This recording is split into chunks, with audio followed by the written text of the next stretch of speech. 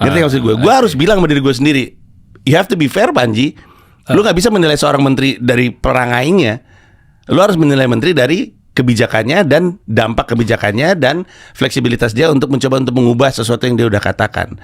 I think doubt is very powerful. Keraguan tuh kuat sekali. Nah, simpelnya kalau lu udah paham politik, biasanya kan lu udah di beberapa lintas generasi ya, dari zaman Pak Harto. Saya tua betul. Enggak, tapi serius. Ya kan Menteri Penerangannya Pak Harmoko ngumumin harga cabai tiap pagi di radio gitu kan. Ya, itu kan kita juga ngerasain tuh SD tuh. Sampai sekarang gue nggak tahu lu bisa jawab apa enggak secara clear bahwa itu keukur berapa lama untuk ngukur kebijakan ini works apa enggak?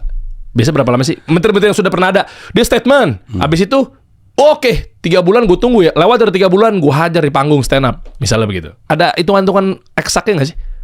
Gua ini cara gua sendiri untuk menilai ya. Itu 1 tahun. Gua 1 tahun. Ya, gua nggak setuju kayak 100 hari karena nanti ini sejauh yang gue tahu ya 100 hari ini tuh bahasanya media. Dan akhirnya jadi keyakinan publik. Mari kita ukur prestasi pejabat publik dalam 100 hari. Sering banget tuh. Padahal kan sebenarnya nggak terlalu banyak yang bisa kita nilai dalam 100 hari. Apalagi makin gede yang dia pimpin seperti Indonesia, tentu makin susah dan makin butuh waktu kan.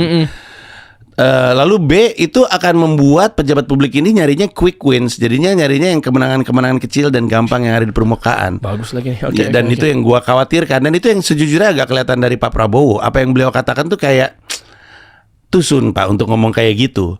Jadi gua sih ngerasa, nah yang menarik ini 20 Oktober 1 tahun dong. Bentar lagi nih. 20 Oktober Pak Prabowo 1 tahun. Gua khawatir karena spirit keresahan masyarakat yang masih besar. Kalau Pak Prabowo bisa ngumumin dan pasti akan ngumumin pencapaian selama 1 tahun dan masuk akal, karena sering gak masuk akal Pak Prabowo, I'm very sorry I have to tell you this. Banyak yang gak masuk akal dari apa yang Bapak klaim.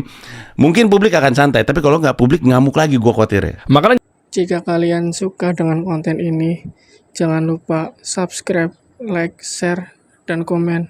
Terima kasih.